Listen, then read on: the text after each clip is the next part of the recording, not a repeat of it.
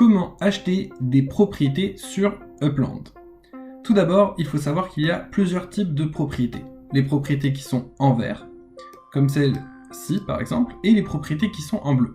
Celles qui sont en vert, c'est-à-dire qu'elles appartiennent à d'autres joueurs de Upland et ils les ont mis en vente.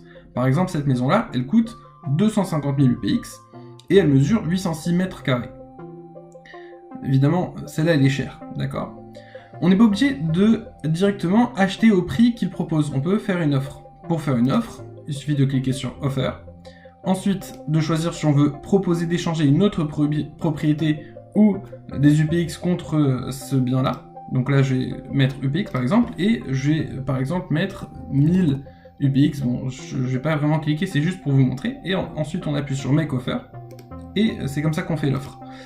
Maintenant, il y a les maisons en bleu.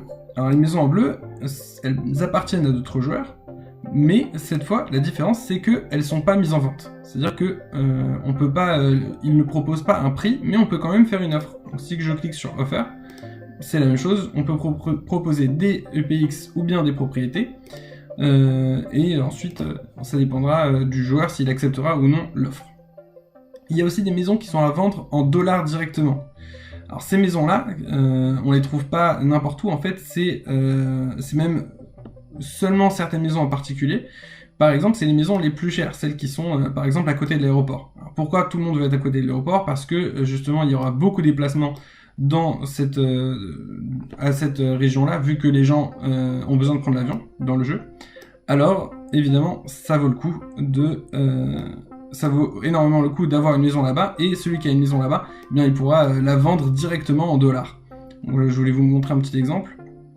Donc on va aller cliquer dessus par exemple. Et voilà, on voit que celle-ci, elle est à vendre à 10 000 $. Pas UPX, dollars. Accrochez-vous bien.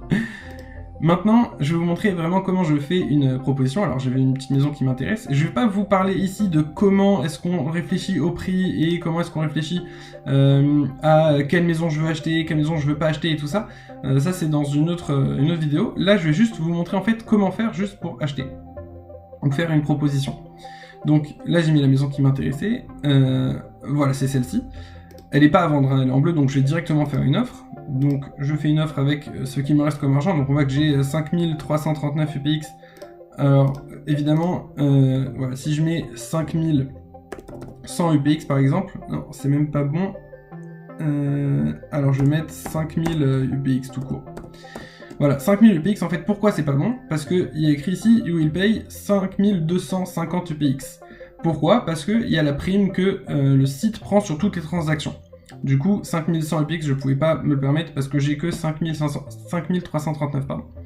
Je fais Make Offer. Et, bon, bien sûr, il faut prouver qu'on n'est pas robot. Ça, c'est insupportable. Je déteste faire ce truc. Les vélos, j'en vois 3. Et c'est tout, j'espère. Super.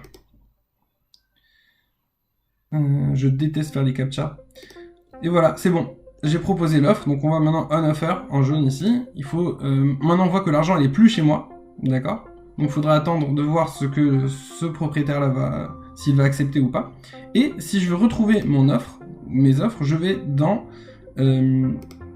propriété et je vais dans Send Offer. Et là on voit que j'ai des offres qui sont en attente. Donc j'ai proposé 5000 UPX pour cette maison-là, j'avais proposé 4000 UPX pour une autre maison et 3500 UPX pour une autre maison. Je peux à tout moment les annuler et récupérer l'argent qui a disparu de mon solde en fait. Voilà, alors pour cette vidéo-là, c'est tout. Si vous avez aimé, si ça vous a plu, n'hésitez pas à liker, à vous abonner et même à partager si vous avez d'autres amis qui jouent et qui ont du mal avec, qui sont débutants en fait et qui viennent de commencer. Et le plus important de tout, je vous rappelle que j'ai dans la description un lien d'affiliation. Si vous inscrivez grâce à ce lien d'affiliation, vous allez gagner 10 000 UPX dès votre premier achat. Et c'est vraiment non négligeable, ça va vous permettre d'économiser en fait. Voilà, je vais vous montrer dans Get UPX, on voit que la proposition la moins chère c'est 5000 UPX à 5 $. Donc si vous payez 5 $, vous recevrez 15 000 UPX. C'est vraiment pas mal. Et en fait, grâce à ça, ça va vous permettre de vraiment commencer le jeu avec un achat minimum de 5 $ au lieu d'un achat minimum de 10 $.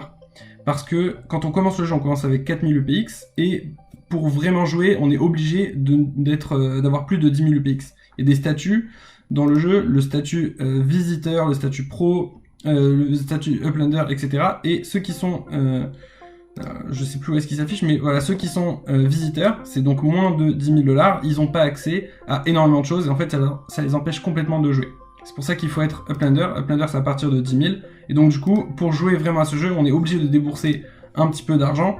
Donc, en fait, grâce à moyen d'affiliation, vous allez dépenser 5 $ au lieu de 10 $, tout simplement.